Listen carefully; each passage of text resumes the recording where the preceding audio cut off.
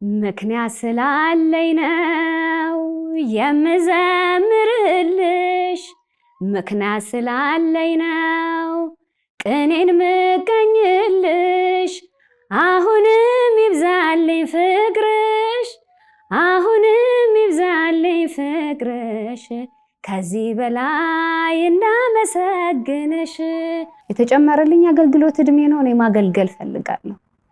ትንፋሼ ቀጥ እስክትል ድረስ አገለግላታለሁ። ግቢውም እኮ እንደዚህ አይነት ግቢ ማቀይ የጠንቋይ ግቢ ነው ብሎ የገባ ሰው አለ ሲሉኝ የተናገርኩት እኔ ስለሆንኩኝ በጣም ደነገጥኩኝ። ለኔ ግን ትንሳኤ ከነበርኩበት ቆሻሻ ህይወት መውጣት። ንግስ ዝማሬ ስለምወድ ንግስ ያለ መስሎኝ ነበር የሄድኩት እንጂ የንግስተ ነገስታትን ጸጋ ወይም ደግሞ በቪዲዮ ማይቻቸው አይደለም። እዚች ማህበር ላይ ከመቆም የሚያናውጠኝ ምንም ነገር የለም። ማንም ምንም ቢል እንደዚህ አይነት ፈተና ገጥሞኝ ያቅም አባ ስላቸው አያንዬ ያኔ እኮ በእጁ እሱ ነበርሽ። አሁን ታዲያ መንፈሳዊ ስራ እየሰራሽ ወላዲተ አምላክን እያገለገልሽ እንዴት ፈተና አይብዛብሻሉ? እማምላክ እንኳን አርጋላችሁ እኮ እማምላክን እስከ መስደብ እኮ ነው የደረሳችሁት። እኛን ለመናገር ብላችሁ ወላዲተ አምላክን አይከብድም? ካገኘኋቸው ጊዜ ጨምሮ ለኔ ይደረግልኝ ለኔ ይገዛልኝ ሲሉ አላየሁም። ህዝቡ ተቸግሯል፣ ጎዳና ላይ ወድቋል፣ እንርዳ ሲሉ ነው ያየሁት። ትልቅ አደጋ ደርሶብን ነበረ። ባልታሰበ አጋጣሚ ከዚህ ህይወት መውጣት እንዳለብኝ የተማርኩባቸው መልካም ነገር ነው ከሳቸው ሲወስድ አሁንም ድረስ ምን አሮጊቶሽ እንደ ነበር የሚሉኝ ቀሚስ መልበስ አሮጊት ነው እንደላቸዋለሁ፣ ሻሽ መልበስ አሮጊት መሆን ነው እንደላቸዋለሁ።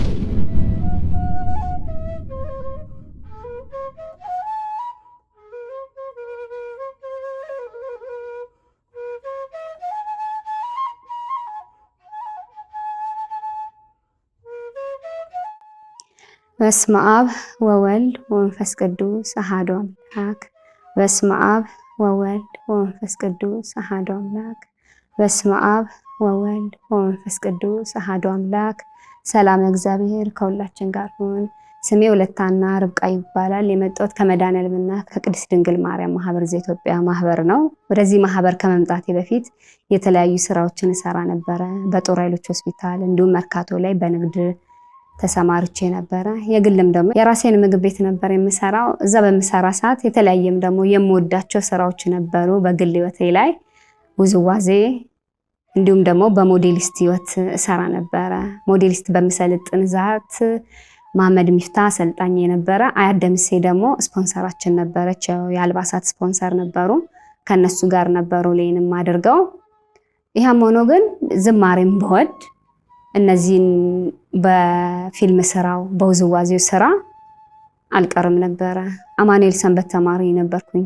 ሰንበት ትምህርት ቤት እየተማርኩኝ ጧት ሰንበት ትምህርት ቤት እማራለሁ። ከሰዓት በኋላ ደግሞ ሞዴል ስልጠና መሄድ ነበረ። ይሄ ነበረ የኔ ህይወት ያለው።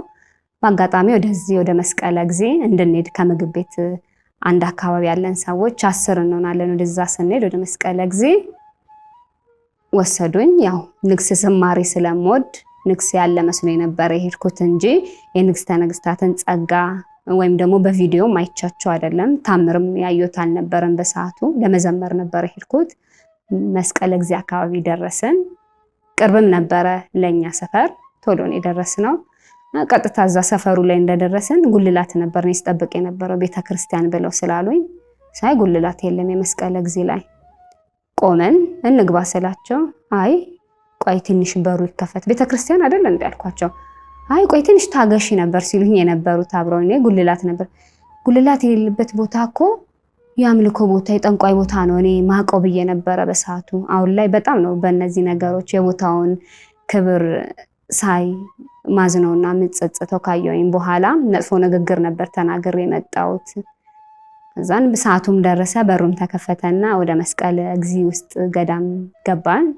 በዛ ሰዓት ጸሎት ቤት በር ላይ ነበረ ጫማ እንኳን የሚወለቀው። ያው ማምላክ ልጆቿንም ለመሰብሰብ እግም ጠንክሮ አልነበረም በዛ ሰዓት የነበረው። ውስጥ ነበር ጫማ የምናወልቀው። ገባን። ልክ ጸሎት ቤት በር ላይ ስንደርስ ቀጥታ ስለ አድኖ ነበር ወላዲተ አምላክ። እሱን ሳይ ተጽናና። በቃ መጀመሪያ ጠንቋይ ግቢ ነው ሙሉ ለሙሉ እንዲተናግሬ ነበር የገባሁት። ንግስተ ነገስታት ተማረም ዘኢትዮጵያ ልጃቸውን አቅፈው ነበር የሚያገለግሉት። አጸደ ሕይወት ልጅ ነበሩ በዛ ሰዓት። እሳቸውን አቅፈው ገቡ። ያው አማተቡ፣ አመሰገኑ አምላክን፣ ወላዲተ አምላክን አወደሱ። ቀጥታ ወደ አገልግሎት ቁጣ ነበረ። እኔ በነበርኩበት ሰዓት የነበረው ሲገባ ለምንድነው ሰው በጸሎት ጠይቆ እንዲመጣ ነግራችሁ ማታመጡት ተብሎ ሲናገሩ ነበር። ከሌ አይሉም፣ ሲቆጡን ነበረ። ከዛ ነው እናንተ ባመጣችሁ ሰው ክፉም የተናገራል አሉና ግቢውም እኮ እንደዚህ አይነት ግቢ ማቀ የጠንቋይ ግቢ ነው ብሎ የገባ ሰው አለ ሲሉኝ የተናገርኩት እኔ ስለሆንኩኝ በጣም ደነገጥኩኝ። በዛ ሰዓት በቃ እንዴ ምን አይነት ከኔ ጋር ነው ያሉት ጓደኞቼ ገብቶ አልነገሯቸውም፣ ማን ነገራቸው ብዬ ከራሴ ጋር እነጋገር ነበረ። ቀጥታ እኔ በውስጤ እኔ ነኝ ያልኩት ብዬ ደነገጥኩኝ። ከዛን አገለገሉ። ያው ቡና የሚጠጣውን ስርዓቱን ሕጉን ተናገሩ። እኔ ምግብ ቤት ላይም ቡና ነበረኝ። በቡናው ብቻ ነበር ቤት ኪራይን የምከፍለው። ወጥሬ ቡናዬን ነበረ ምሸጠው የነበረው። ያው የዛን ቀን ዋልን፣ አገልግሎት ጨረስን፣ አምሽተን የወጣ ነው። ከዛ በኋላ ግን አብሮኝ ከመጡት ይልቅ እኔ ነበር እስከመሄድ ምቸኩለው የነበረው። በቃ ጓጓ ነበር ለቦታው የሚናገሩት መልእክት እኔ ሳልነግራቸው ጓደኞቼም ሳይነግሯቸው ደግሞ የተናገሩት ነገር ምን አይነት ጸጋ ነው ብዬ በዛ ሰዓት ትልቁ ጸጋቸውን ያየሁት። በሳምንት አንዴ ነበር የሚገባው፣ በሳምንት 2 ሆነ 3 ሆነ። አገልግሎቱ እየረዘመ መጣ። በመሃል እኔም ደግሞ የምሰራበት ስራ ቦታ አጋጣሚ ሆኖ ሱቁን በላይ ላይ ሽጣብኝ ስለነበረ ሴትዮዋ አከራዬ አገልግሎቴ ላይ ሆነ የኔም ስራ። በቃ ንግስተ ነገስታት መልእክት ሲያስተላልፉ ጸሎት ቤት ነበር የምንሰበሰበው። ህዝብ እየጨመረ መጣ። እኔ በሄድኩበት ሰዓት 7 ሰው ነበር። ከዛን ጸሎት ቤቱ መሙላት ጀመረ። ከጸሎት ቤቱ ወጣንና ግቢው ሞላ። ግቢውን ሞልቶ ደግሞ በሯም ተከፈተ። ህዝብ በጣም እየበዛ መጣ። አገልግሎቱን በጣም እየሰፋ መጣ። እኔም ሞዴሊስት ሰራ ነበር በዛ ሰዓት። ሰንበት ትምህርት ቤት እየተማርኩኝ ሞዴሊስቴንና ውዝዋዜን አላቆምኩም ነበረ። ይሄ ነገር መጥፎና መሆን እንደሌለበት መንፈሳዊት ደግሞ ከመንፈሳዊት ጋር እንደማይሄድ ራሱ ንግስተ ነገስታት መልእክት ነው የተረዳሁት። ማለት ከጨለማው ህይወት በቃ ምን ልበላችሁ፣ እኔ በዚህ ሰዓት እንደዚህ ሆኜ ወይ መንፈሳዊ ሆኜ ይገኛለሁ ብዬ አላስብም። ከስራ አንፃር ለምን መጥፎ ቦታ ላይ ስለነበርኩኝ ስራዎቼ ሁሉ ራሴ መጠፋበት የነበሩ ስራዎች ነበሩ። ከዚህ ህይወት እንደወጣ የንግስተ ነገስታት መልእክት ለምን እሳቸውም ከነበሩበት ህይወት ነበር የሚያስተምሩን የነበረው እኛን ለመመለስና ለመቀየር። ማንም ይሄንን ስርዓት አላስተማረኝም ከቤተሰብ ጀምሮ። ንግስተ ነገስታት ተማረም ዘኢትዮጵያን ካወኳቸው በኋላ ግን ከዚህ ህይወት መውጣት እንዳለብኝ የተማርኩባቸው መልካም ነገር ነው ከሳቸው ሲወስድ አሁንም ድረስ ይህን ያህል ዓመት ወደ 8 ዓመት ወደ 9 ዓመት ገደማ አውቃቸዋለሁ ንግስተ ነገስታትን። እያንዳንዷን ስርዓት ከሳቸው ነው ሶስት የነበረውና ጓደኞቼም አሉ በሞዴል ህይወት በሆን ደስ የሚላቸው የኔ ሻሽ አስሮ መሄድ በረጅም ቀሚስ መታየት ምን ይገርመኝ ነበረ። አሮጊቶሽ እንደ ነበረ የሚሉኝ ቀሚስ መልበስ አሮጊት ነው እንደላቸዋለሁ፣ ሻሽ መልበስ አሮጊት መሆን ነው እንደላቸዋለሁ። አሁንም ድረስ የሚለኝ ስላለ ማለት ነው ከጓደኞችም ጀምሮና አጭር ቀሚስና ሱሪ ታይት መልበሱ ነበረ የሚያስደስታቸው የነበረው። ከዚህ ወጥ ግን እንደወጣ መጥፎ ህይወት እንደሆነ ለኔ አራያ የሆኑት ንግስተ ነገስታት ተማረም ዘኢትዮጵያ ናቸው። ያም ሆኖ ሳለ አገልግሎቱ በጣም እየሰፋና ረጅም ጊዜ አብረን በቆየንበት ሰዓት ያው ለአገልግሎት ወደ ጣና ቂርቆስ እንድንሄድ ነበር የተላክነው። አጋጣሚ ሆኖ ከአንድ እህት ጋር ነበረን የሄድኩትና የታላቋ ቅድስት ቤተክርስቲያናችንን ሕግና ስርዓት አክብረን እናስከብር የመጀመሪያ እትም ሲታተም ነበረ። የምታገኙት አባት አለ 3 አባቶች፣ ለነዛ አባቶች ይህንን ወረቀት አድርሳችሁ ኑ ነው የተባልነው እና በተሰጠን መሰረት ነው ያገኘናቸው። 3 አባቶች ነው በሰዓቱ ያገኘነው። እዚህ ላይ ራሱ የንግስተ ነገስታት ተማረም ዘኢትዮጵያ ጸጋ ግርም ብሎኝ ነበር ለራሴ ማለት ነው። እና ወደ ጣና ቂርቆስ ሄድኩኝ። በተባለው መሰረት ወረቀቱን አደረስን። አይቋ ላይ ስንወጣ የነበረ እንቦጭ ተክልን አየነው ማለት ነው እና አናውቀውም። ያገሬ ሰው ጎመን ነው በሰዓቱ ብሎም ሲለን የነበረው ጎመን መጣልና ነበር ሲለን። ከዛ እኔ በስልኬ ፎቶ አነሳሁት። የጀልባ ሹፌሩ ሲነግረን አንዱ ስር 7 ሊትር እንደሚመጥ ነበር የነገረን። ለኛ በቃ ሄደን ሰዎች ብርቅ ነው ቶሎችን ነገር ይዘን ሄደን ማህበሩ ላይ ማስተላለፍ ነበር ፍላጎታችን። መስቀለ እግዚእ ደረስን። ደርሰን እንዴት ነበረ ቆይታችሁ ስንባል ስለ እንቦጩ ነው ያነሳነው። ስናነሳ የንግስተ ነገስታት ሌላው ትልቅ በቃ እንግዲህ አብረውን አልሄዱም፣ የነገርናቸው ነገር የለም። ንግስተ ነገስታት ውሃው ላይ ይሄ ተክል አለ ያገሬ ሰው ጎመን ነው ብሎ እያለ ነው። የጀልባ ሹፌሩ ደግሞ ብዬ ስጀምር መጥፎ ተክል ነው አሉ፣ ገና ሳልጀምርላቸው ማለት ነው። እና ለክፋት ተደርጎ ውሃ እንድትመጥ እንደተበተነባት ነገሩኝ። አሁን ንግስተ ነገስታት የጀልባ ሹፌሩም እኮ ለኛ አንዱ ስር በቀን 7 ሊትር ይመጣል ብሏል ሳይንስ ብሏለን። እና እሳቸውም አይቁን ለማድረቅ ሲሉ አልኩኝ። ያው ጸጋቸውን እየተረዳውበት የመጣሁትን ነው የምነግራችሁ እኔ አልኩኝ። ከዛን ያችንን ቦጫ ሳየን ሌሎችም በሰዓቱ ወረቀቱን ላይ ያደርሱ የተለያየ ቦታ ሄዱ ነበሩ። ዋልድባ ገዳም፣ ላሊበላ የተለያየ ገዳም ነበረ። ያችን ወረቀት ላይ ያደርሱ ሄዱ። እነሱም አድርሰው መጡ መልእክታቸውን። ማህበሩም ተሰበሰበ እናመንበትና ጣና ሐይቅ ላይ እንቦጯን ለማስለቀም ተወሰነ። በተወሰነ ሰዓት እኔም ምግብ ቤቴ ዘግቼው ስለነበረ ከማምላክ ፍቃድ ጋር እኔ ወደ ጣና እንድሄድ ተደረገ። እኔም ቤት ደስተኛ ነኝ ብዬ የራሴ ፍቃድ ስለነበረው ጉጉቴ ያው ጣና ቂርቆስ ገዳም ላይ እንዳያችሁት ወደ 2 ዓመት ከ6 ወር አካባቢ ተቀምጬ እንቦጯን አስለቀምን። ወደብ ሰርተን ጨረሰን። ሽንት ቤትም ሰርተን 5 የወንድ 5 የሴት ሽንት ቤት ከነ ሻወር ቤቱ ፈጽመን አስረክበን ወተናል ማለት ነው።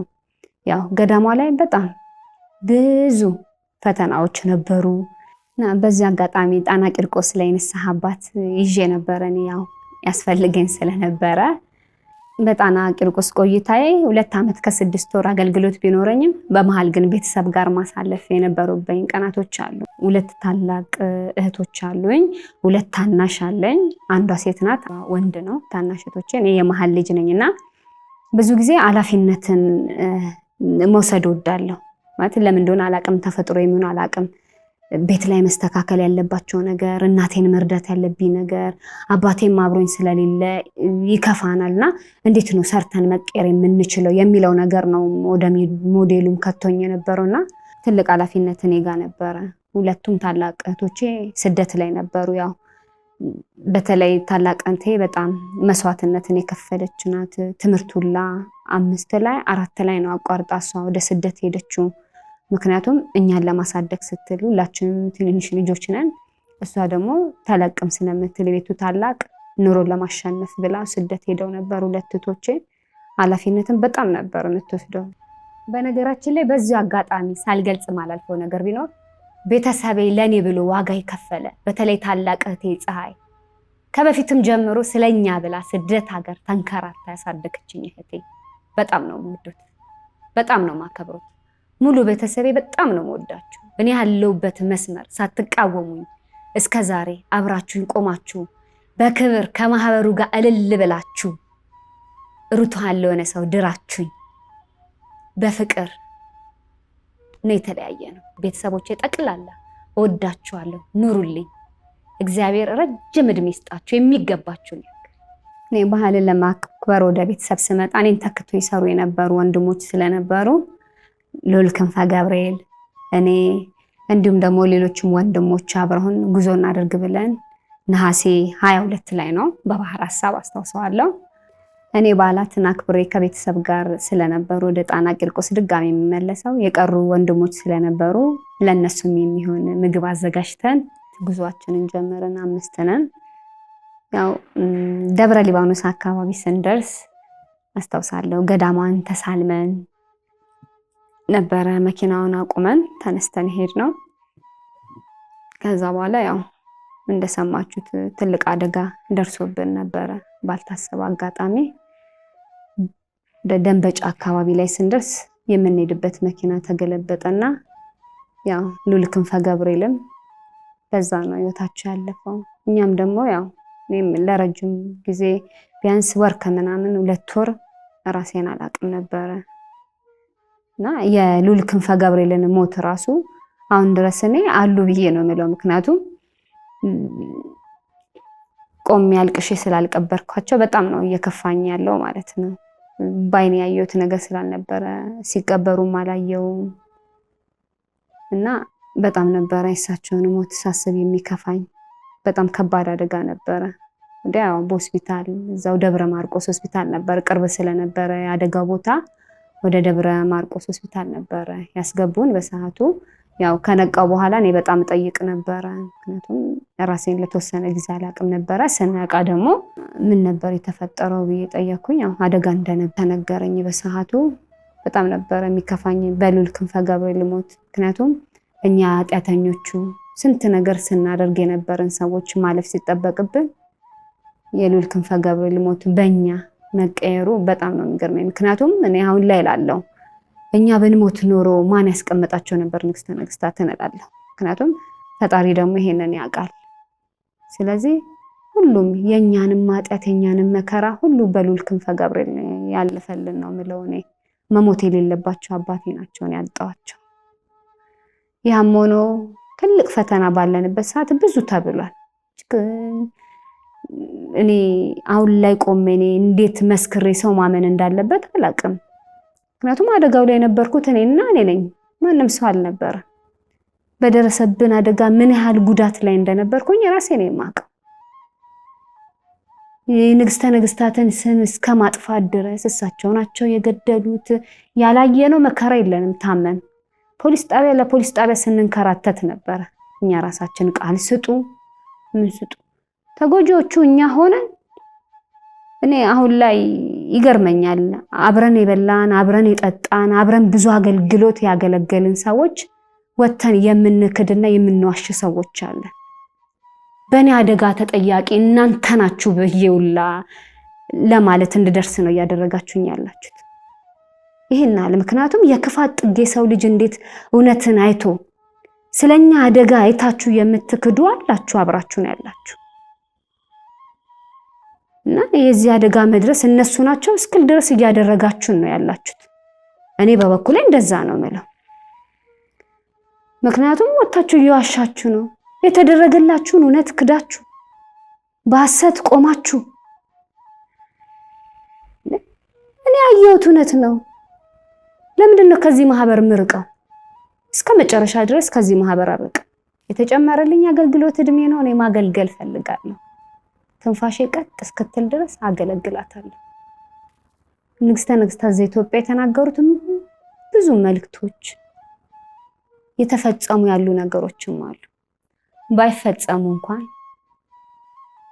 አመኝስ ከመጨረሻው ነው የምቆመው። ሆስፒታል ላይ ለውጥም ስላልነበረኝ ቀጥታኔ መስቀለ ጊዜ ነው መጥቼ ጥምቀት ያደረኩት። ከተጠመቅኩ በኋላ ነው ራሴን ማወቅ የጀመርኩት።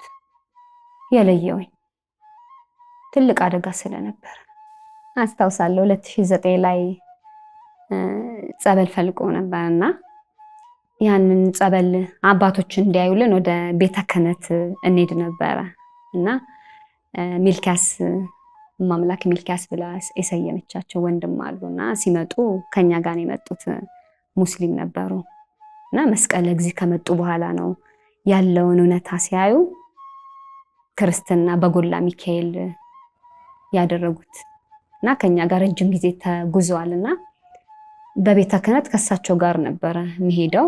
ሌሎች እህቶች አሉና ጸበሉ ፈልቆ ደስ አለን። ማለት አትገቡም ተብሎ ሙላ የተከለከለ ሰዓት ነበረ። ለምንድነው እኛ መካፈል እንፈልጋለን ብለንና አባቶችን በመናገኛቸው ሰዓት እኛ ያው የፈለቀውን ጸበል እንዳያዩልንና የሆነ መላ እንዲሰጡ ነው። እንደው ጉጉትም አለን። ግቢዋ ቤተክርስቲያን ጉልላት ቆሙባት እዛ ለማገልገልም ምን ጓጓ ሰዎች አለንና ለምን አንሄድም ብለን እንሄድ ነበር ቤተ ክህነት። አረሳውም ጸበል ፈልቋል እንዲህ ነው ስንላቸው ራሳችሁ ቆፈራችሁ ነው ያወጣችሁት አሉ። አረ እንደዚህ አይነትም ያገኘናቸው አሉ። ማለት ታሪካዊ ቦታ ነው፣ ትልልቅ አባቶች ያሉበት ቦታ።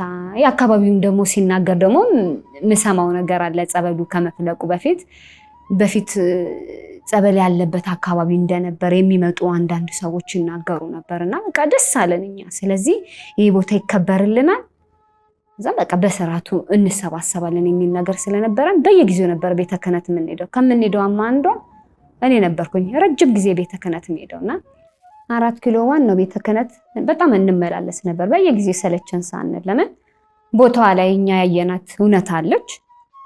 እነሱ ደግሞ ከስራቸውም አንፃር ያላዩት ነገር ሊኖር ይችላል። ስለዚህ እኛ ብንነግራቸው እንደ አባት ይመጣሉ። ያው እኛ ልጆች ነን አይደል ከስር፣ እነሱ ደግሞ እንደ አባት ያዩልናል ብለን ነበር የምንመላለሰው። በጣም እንመላለስ ነበረ። አንዴ አይ ወረዳ ቤተ ክህነት ወረዱ አካባቢያችሁ ይሉናል፣ እዛም እንሄዳለን። የሆነ ሰዓትም ደብዳቤ ሁላ ጽፈን ይውልን ብለን ሄድን። ስንሄድ ምን አሉኝ አረሳው እና ቦታው ይህን ያህል ትልቅ ስለሆነ ነው ማለት ነው እምቢ ብለው ያሉን ያልኩት እኔ አሁንም ድረስ ምለው ማለት ነው። እየሞላ መጣ ወደ ላይና አራባ ጸበሎቹም እንደዚህ ሆኑ ስንላቸው አረሳው ለንግስተ ነገስታት ለተማረም ዘኢትዮጵያ ቤቱን ይስጡንና እኛ መሬት ሌላ መሬት እንስጣቸው አሉ። ምን አልኳቸው? ያሉበትን ይስጡን ስጡንና ለሳቸው ሌላ ቦታ እንተካላቸው ነበር ያሉት። ለምን? ምክንያቱም ንግስተ ነገስታት በተናገራቸው መልእክት ደግሞ ስሰማም የነበረው ትልልቅ አባቶች እችን ቦታ ይረከባታል ነገ። እሳቸው እኮ ለእኔ ብቻ ይሁን ብለው አልያዙትም። አሁንም ድረስ ህዝብ እንዲድንበት ይኸው እኛም ደግሞ ከዛ ህይወት አውጥተው እንድንቆም ያደረጉበት ቦታ ነው። አንድ ቀን እኔ ብቻ ላገልግል እኔ ብቻ ልሰማ ያሉበት የለም። ታዲያ ከእኚህ እናት ምን ልማር? ስለዚህ ፍቅራቸው ትምህርታቸው ምን ያዘኝ፣ ሌላ ምንም ያዘኝ ነገር የለም። እዚህ ቦታ ያዩዋት እውነታና እውነቷ ጸበሉ ሲፈልቅ ባይኔ አይቻለሁ። ከጸበሉም ጠጥቼ ነበር በሰዓቱ። ታዲያ ምን ብዬ እውነትን አይቼ ወጥቼ ልካድና ውሸትን ልናገር? ከ80 በላይ አሉ ጽላቶች ብሎ አሉ ንግስተ ነገስታት ተማረም ዘኢትዮጵያ። ወላዲተ አምላክ ናት የምትናገረው ነው። ወላዲተ አምላክ ናት በሳቸው ላይ አድራ የምትናገረው ነው። ይሄ እምነቴ ነው፣ መቼም የማይሻር እምነቴ። እሳቸውን ተጣጥማ ወላዲተ አምላክ ለኛ መልእክት ታስተላልፍልናለች። እነዛም ጽላቶች አሉ ብለው ቀጥታ እኔ ጋር ይሁን አላሉ። ይሄ እዚህ ይቀራል፣ ቀሪው ደግሞ ልደታ ለማርያም ይገባል። እንደዛ ብለው ነው መልእክት ያስተላለፉት። ለራሴ የሚሉት ነገር የለም። ለህዝቡ ሲጨነቅ ለተቸገረው ሲጨነቁ ነው ያየሁት። ካገኘኋቸው ጊዜ ጨምሮ ለኔ ይደረግልኝ ለኔ ይገዛልኝ ሲሉ አላየሁም። ህዝቡ ተቸግሯል፣ ጎዳና ላይ ወድቋል፣ እንርዳ ሲሉ ነው ያየሁት። ከ80 በላይ ያላነሱ አባወራዎችን አንስተው የቤት ኪራይ እየከፈሉ እየመገቡ ነው ያሉት። ታዲያ የትኛውን ስህተታቸውን አይቼ እኔ ስለሳቸው ወጥቼ ሐሰት ልናገር? በእርግጥ በሰው ልጅ ላይ የሰለጠነ አጋንንት ብዙ ያወራል። እኔ ይሄንን ነው እያልኩኝ ያለሁት። ያም ደግሞ ክፍተት ከኛ ሲኖር ነው። ስትመጣ ወላዲተ አምላክና ወላዲተ አምላክን ብለን ከመጣ ጥቅምን ብለን ካልመጣ ዛሬ ላይ ወተን የውሸት ክሶችን ለምን እንከሳለን? ሐሰትን ስለምን እናወራለን? እኔ በጣም ጤነኛ ነኝ፣ እግዚአብሔር ይመስገን። ሚዲያው ብዙ ይላል። ይህ ሁሉ ነገር የሚባለው ንግስተ ነገስታት ተማረም ዘኢትዮጵያን ለማስጠየቅ ነው። ቤተሰቦቻችን በሳቸው ላይ ጥላቻ እንዲኖራቸው የማድረግ ስራ። እኔን አይምሮ በሽተኛ እስከማለት ደርሳችኋል። ጤነኛ ነኝ። ጤነኛም ስለሆንኩኝ ነው ቆሜ መታዩኝ ወጥቼ መመሰከረው።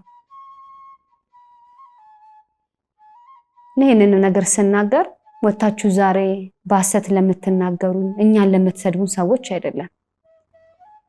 ይህንን እውነት አይቶ ግን የጠፋው ህዝብ እንዲመለስ ነው የምፈልገው። ምክንያቱም ትክክለኛና እውነቱን ይዘን ያለ ነው እኛ ነን። ስለኔ አደጋ ማቀውን እንጂ እናንተ አይደላችሁ። እንደውም እኮ አረሳውን ደብረ ሊባኖስ አካባቢ ስንደርስ ለመሳለም ወርደን ያው መኪናው በተነሳ ሰዓት አንድ መሪ ጌታ ገብተው ነበርና አሁን ድረስ ጥያቄ የሚፈጥርብኝ ነገር ነው። እኚህ መሪ ጌታ ለምን ገቡ? በእርግጥ ያው ሻኙን ሲሉ ነው እኛን ያስገባናቸው። ግን ከገቡ በኋላ አደጋው በደረሰ ሰዓት እሳቸው ጉዳት አልነበረባቸውም። ብዙ ትንሽ ጨረፍታ ነው የነበረባቸውና ካሳ ብለው ጠይቀዋል። እና የእሳቸው ራሱ አመጣጥ ይገርመኛልና አሁን ላይ ወጣችሁ ሐሰትን የምትናገሩ የምትዋሹ ሰዎች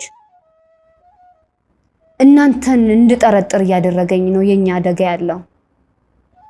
ምክንያቱም የንስሐ ዕድሜም ተጨምሮልኝ እኔ ቆሜያለሁ ለምስክርነት። ስለዚህ ወደ ኋላ ሳስበው ይህ አደጋ ጥንስስ ነበር እንዴ እያልኩ ነው ያለሁት። ምክንያቱም አደጋው ሲደርስ ነበራችሁ፣ እንዴት እንደደረሰብን ሁላ ታውቃላችሁ። ዛሬ ላይ ግን ወጣችሁ ያልሆነ ነገር ነው የምትናገሩት። የግል ጥላቻ ተይዞ ምን አደረጉኝ እናት? ስራ ለሌለው ስራ ባስያዙበት፣ የቸገረኝ ላላችሁ ችግራችሁን ለቀረፉበት ከዚህ በላይ ምን ያድርጉ? እኔ እኮ አንድ ሰው ማህበሩን መልቀቅ ከፈለገ መውጣት ከፈለገ ስተትናችሁን ብላችሁ ካሰባችሁ እንደ ክርስትና እንደናንተ እንደ መንፈሳዊነት እኛ ጠፍተናል። እንደናንተ መንፈሳዊነት ከናንተ ምንድነው የሚጠበቀው? ወጥቶ ውሸት ለህዝቡ መዝራት፣ ያልሆነ ነገር ሆነ ማለት ይህ ክርስትና አይደለም። ክርስትና አይደለም። ለኔ ወርዳችሁብኛል። በጣም የማከብራችሁ ሰዎች ናችሁ የነበራችሁ። እውነት ነው። በእርግጥ እውነትን የያዘ ሰው ሁሌም ይፈተናል። ይሄ ደግሞ እኛን አበርትቶ ያቆመናል። እስከ ዛሬ ራሱ ወጥቼ ባለመመስከሬ ለጠፋው ህዝብ ራሱ ተጠያቂ አንዷ እኔ ነኝ ብዬ ነው የምለው። ምክንያቱም እውነትን ይዤ ተቀምጫለሁ። ያየሁት እውነት ነው። ቢያንስ ሰው ያየውን እውነት እንኳን አይመሰክርም። ጣና ቂርቆስ የንስሐ አባቴ ምን አሉ ይመሰላችሁ? የሆነ ሰዓት በእነሱ በጣም ብስጭት አልኩኝና ስራው በሚሰራበት ሰዓት ነውና፣ ምክንያቱም እኔ ከዓላማዊ ህይወት ነው የሄድኩት፣ እነሱ ደግሞ ከኔ ተሻሉና የበለጡ ናቸው ብዬ ነው ማስበው። እና ሽንት ቤት ልናስመርቅ አካባቢ ማበርተኛ ይመጣ ነበረ። እዛ ሰዓት ማበርተኛው እስኪመጣ ድረስ ሽንት ቤቱን የማሰራው እኔ ስለነበርኩኝ የሽንት ቤቷን ቁልፍ ይዤ ነበረ። ከዛን ቁልፉን ተጠየኩኝ። ወይ ነገ አባቶች የሚዩትና የሚመጡ ትልልቅ አባቶች አሉ፣ ነገ አንደኛውን እሰጣለሁ ብዬ ስላቸው እኔን ለመደብደብ ተማከሩ እዛ ያሉ። ከዛን አንድ አባት ናቸው፣ በይ አሁን መሽቷል እንዳትወጪ፣ እንደዚህም እየተደረገ ነውና ያው ጸላይም አለ አይደለ መንፈስ፣ እሱም ነው ስራችሁንም ስለጨረሳችሁ ፈተና ሊሆናችሁ ነው ሁለታና፣ ስለዚህ ከመሸ እንዳትወጪ ብለው አስጠንቅቀውኝ ገቡ።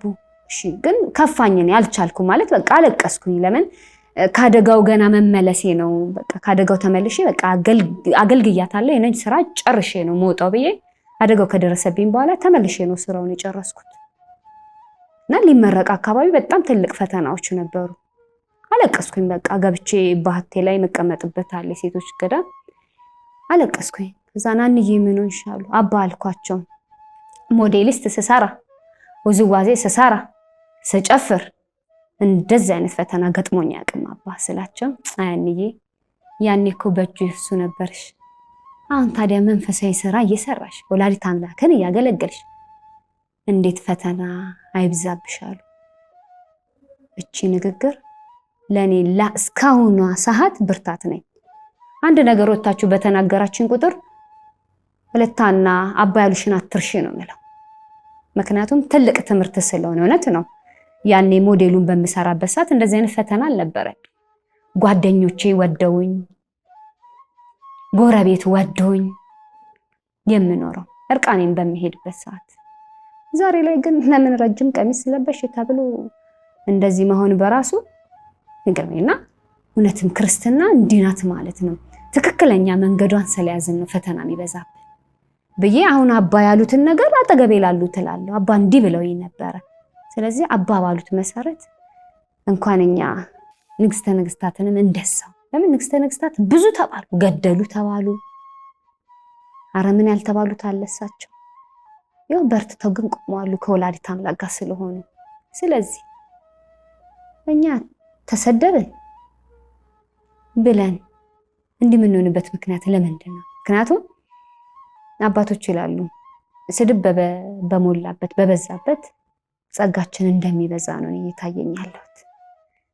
ብዙ ጊዜ መርካቶ ውላለሁና በንግስተ ነገስታት ተማሪ ጊዜ ኢትዮጵያ አለባበሳችን ብዙ ጊዜ ከሳቸው ጋር ያመሳስሉታልና አላለሁ እኔ ሁሌ እንደውም አብረው ይላሉ ሰዎች እንደዚህ ለብሰን ንግስተ ነገስታት ማለት ያው ተማረ ምናምን ብለው ቢሉ ያው ተማረን ብለው ሲሉ እኔ የሳቸውን ቦታ ስለማልይዝ ትንሽ እንትን ይለኛል አይገባኝም የሚለው ነገር ግን ተማረን ደግሞ ብለው ያሉኝ እኮ በጥሩ አለባበስ ነው።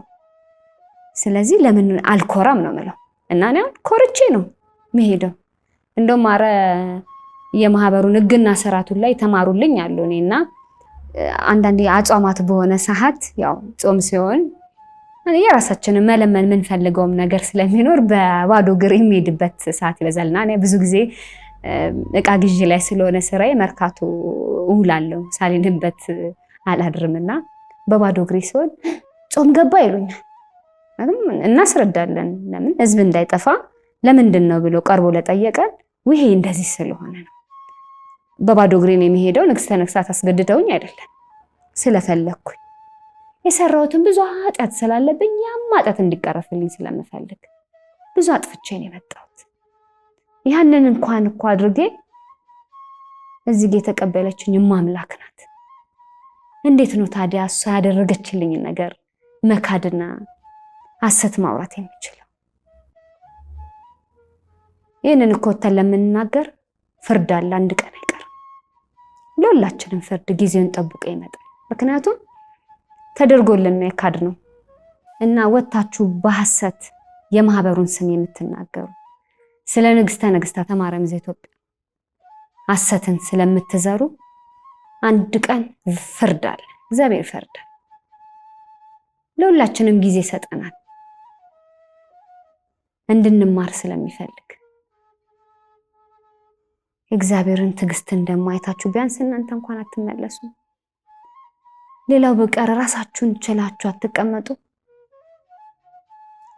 ሁላችንም ላመንበት ነገር ቆመናል። እናንተም ደግሞ አምነንበታል ላላችሁት ነገር ወጣችኋል። አምላክ እንኳን አርጋላችሁ እኮ አምላክን እስከ መስደብ እኮ ነው የደረሳችሁት። እኛን ለመናገር ብላችሁ ወላዲተ አምላክን አይከብድም? እስቲ ያልተደረገለት ማን ነው? ብዙ ተደርጎላችሁ ተዋሻላችሁ። ብዙ ተደርጎላችሁ ትክዳላችሁ። እንኳን እናንተ እኔ ስለናንተ ምስክር ነኝ። አብረን ቆይተን አይተነዋል። 9 ዓመት አብሬ ነበርኩኝ ምንም ያየሁት ነገር የለም። 8 ዓመት አብሬ ነበርኩ ምንም ያየሁት ነገር የለም ብላችሁ ስትሉ አታፍሩ? እንደው እኛንስ እሺ አትፍሩ? እንደው የፈጠራችሁን አምላክ እንደው ወላዲተ አምላክን ስትክዱ አታፍሩ? እኔ ብዙ ተደርጎልኝ ወጥቼ እንደናንተ ምንም ማለት አልችልም እንደዚህ ከመመስከር ውጭ። ከዚህ በላይ ብዙ ምን መሰክርላት ነገር አለ። ንግስተ ነገስታት ማርያም ዘኢትዮጵያ የተናገሩት ነገር ተፈጸመ አልተፈጸመ እኔ ወለተ ሐና ርብቃ እዚች ማህበር ላይ ከመቆም የሚያናውጠኝ ምንም ነገር የለም። ማንም ምንም ቢል ብዙ ፈተና አለ። አባ ክርስትና ፈተና ነው ስላሉ ልቀበለው ያው አባ የንስሐ አባቴ እንጂ ስልኬን እስከማዘረፍ ቤቴን እስከማዘረፍ ለምን ምን አደረኩኝ? እኔ ተደርጎልኛል ላገልግል። የተጀመረልኝ የንስሐ እድሜ ነው ላገልግልበት ነው ያልኩት። ከኔ በላይ እኮ ለእናንተ ብዙ ተደርጎላችሁ ራሳችሁ ስትመሰክሩልኝ የነበረው ነው። በራሳችሁ አንደበት እንደተደረገላችሁ ለራሴ ስትነግሩኝ የነበራችሁ ሰዎች ዛሬ ወጣችሁ እኛ ላይ ተመልሶ ጥቃት አይከብድም? ዛሬ ላይ በየሚዲያው ብዙ ነገር ከስልኬ ላይ ወጥቶ እየተለቀቀ ነው። ሌባ ነው የዘረፈኝ ብዬ ነበር ትቼ ነበርኩት። ግን አሁን ለማህበሩ ጠላት ሆናችሁ የቆማችሁ ሰዎች ጋር ነው ያለው የኔ ስልክ። ይሄን ያህል አብረን በልተን አብረን ጠጥተን አብረን ዘምረን ቃለ እግዚአብሔራችሁን ሰምተን ባንደበታችሁ መስቀለ እግዚእ ቆማችሁ መስከራችሁ እኛን ሰብካችሁ ዛሬ ለኛ ተመልሳችሁ ክፉ ሆናችሁ ትቆማላችሁ። የስልኩ አይበቃ ሲባል ቤቴም ሌባ ገባ፣ ከእናንተ ውጪ ማንም እያደረገ ያለ የለም። ምክንያቱም እናንተና እናንተ ናችሁ። ስልኬም እናንተ እጅ ላይ ነው ያለው። ምክንያቱም ስሰራ የነበሩ ሪሲቶች ስልኬ ላይ ለፋይል ይዣቸው ነበረ። እነዛ ሪሲቶች እየወጡ እየተለቀቁ ነው። ያ ሪሲት ደግሞ የሚለቀቀው ከእናንተ ነው። ስለዚህ ሌላ ያሰብኩት ሌባ ሳይሆን ራሴው ጋር የነበራችሁ አብረን የበላን አብረን የጠጣን እናንተ ጋር ነው ያለው ስልኬ። ቤቴን የሚያዘረፋችሁ እናንተ ናችሁ። ይህን ያህል ደረጃ ለምን እንዳረሳለን? እናንተም ክብራችሁን ይዛችሁ ተቀመጡ፣ የፈለጋችሁትን ያዙ። እኛም ተደርጎልናል ብለን አምነን ቆመናል። እንስራበት። እንደናንተ እኮ ለግላችን ብለን ማንም የሚሮጥ የለም እዚህ ማህበር ላይ። በጎ አድራጎቱ አስደስቶን፣ የተራበው ሲበላ አስደስቶን፣ የተቸገረው ሲያገኝ አስደስቶን የቆም ነው። ዛሬ ስለ ራሴ ብለን ያለን ሰዎች ነን ወተን የግል ነገር ምናወራ። ስለዚህ እኔ ወለታና ርብቃ ለኔ ትንሳኤ አይቻለሁ። ትንሳኤ ላይ ነኝ። ትንሳኤ ለእናንተ ቤት መሰጠት መኪና መሰጠት ከሆነ አላውቅም። ለኔ ግን ትንሳኤ ከነበርኩበት ቆሻሻ ህይወት መውጣት። እኔ ያየሁትን ትንሳኤ እኔ ያየሁትን ብርሃን ደግሞ ዛሬ ወጥቼ ስናገር ሙሉ የኢትዮጵያ ህዝብ እንዲያየው ነው ምኞቴ። እንደናንተ ወጥቼ ሰውን መበከል አልፈልግም። ለምን እኔ እውነታን አይቻለሁ። ያችን ያየሁትን እውነታ ዛሬ መስክሬ ህዝብ እንዲድንልኝ ህዝብ እንዲመለስልኝ ነው የምፈልገው። ያገኘሁትን አግኝቻለሁ። እኔ የተደረገልኝን አውቃለሁ። የተደረገላችሁ እንኳን ባትመሰክሩ እኔ አብሬያችሁ ስለነበርኩኝ እንደተደረገላችሁ ስለማቅ እኔ ወጥቼ መሰክራለሁ። ስለኔ ሳይሆን ስለናንተ ሁላ በሰዓቱ እናንተ ምስክር ስለነበራችሁ። ታዲያ አልተደረገልኝም ብዬ እንዴት ክጄ ላውራ? አሁን እኮ በግድ ከማህበሩ ውጪ አልወጣም። እማምላክ ግን እኔን ከቆሸሸ ህይወት ለማውጣት ንግስተ ነገስታት ተማረም ዘኢትዮጵያን ተጠቅማ አቁማኛለች። ህይወትን ቀጥላለኛለች። እኔ መሞት እኮ ሲጠበቅብኝ እኮ ሲያገለግሉ የነበሩ አባትን ነው ያጣሁት። እኔ ነበርኩ እኮ የቆሸሽኩት። እኔ እኮ ነኝ ሰውነቴን ሳሳየ ነበርኩት። ልዑል ክንፈ ገብርኤል ግን ለኛ ህይወት አስቀጥለውልን እሳቸው ሄዱ። ይገርመኛል የማምላክ ስራ። ምክንያቱም እኛ ብንኖር ኖሮ የሞት ነው እቅዱም ይሄ ስለነበረ እኛ ብንሞት ኖሮ ንግስተ ነገስታት ተማረም ዘኢትዮጵያ ከራሳችን ቤተሰብ ጀምሮ ማንም አይለቃቸውም ነበር። እቅዱም ጥንስሱም እሱ ስለነበረ እኔ አሁን ላይ የእናንተ እቅድ ነው የኛ አደጋ ብዬ ነው እያልኩ ያለሁት። እንዴት አርጌ ታዲያ ስለናንተ ልናገር? እየዋሻችሁ ሐሰትን እየዘራችሁ ዛሬም ነገም ቀጣይም እንደው እድሜ ሰጥቶኝ ትንሳኤ ያለን እኔ ትንሳኤ አይቻለሁ ጀምሬያለሁ። ምክንያቱም ከጨለማ ህይወት መውጣት ስለሆነ ለኔ ትንሳኤ ቤት መሰጠቱ ገንዘብ ማግኘቱ መኪና መያዙ አይደለም ለኔ ትንሳኤ። የጠፋው ህዝብ መመለሱ ነው ለኔ ትንሳኤ። በስደትም ያላችሁ ኢትዮጵያ ላይ ያላችሁ ሩቷን ያዝነው እውነት ነውና ምንም አይል ቢመጣ ሊያስቆመን አይችልም። በገንዘብ ኃይልም የምትጓዙ ያላችሁ አታሸንፉ። ስለዚህ ሩቷን እውነቱ እኛ ጋር ነውና ያለው በርትተን መቆም ያለብን እኛ ነን። ጠንክረን እንቆም። ምንም ፈተና ቢበዛ ያለ ነው ጽላተ ሙሴ ብርሃነ መስቀሉ ያለበት ቦታ ነውና ምንም ፈተና ቢበዛ ነቅነቅ ያለ ነው። ሁላችንም በርትተን በዚች ቦታ እንቆም። እውነት ያለችው እዚች ናትና ምክንያት ስላለኝ ነው የምዘምርልሽ፣ ምክንያት ስላለኝ ነው ቅኔን ምቀኝልሽ። አሁንም ይብዛልኝ ፍቅርሽ፣ አሁንም ይብዛልኝ ፍቅርሽ፣ ከዚህ በላይ እንዳመሰግንሽ። አውቃለሁ ከደጅሽ ምን እንዳገኘሁኝ አስታውሰዋለሁ ሸክሜን እንደጣልኩኝ የለመንኩሽ ሁሉ መቼ ከንቱ ቀረ ሰይጣን ተመለሰ እያቀረቀረ ጠላት ቢከፋውም ላንቺ በመቆሜ አደገድጋለሁ ደግሜ ደግሜ ጠላት ቢከፋውም ላንቲ በመቆሜ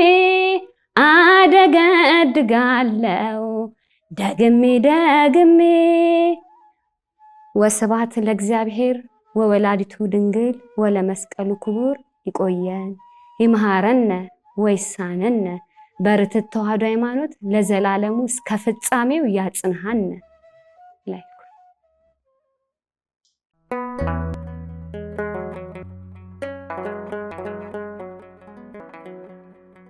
ዘኢትዮጵያ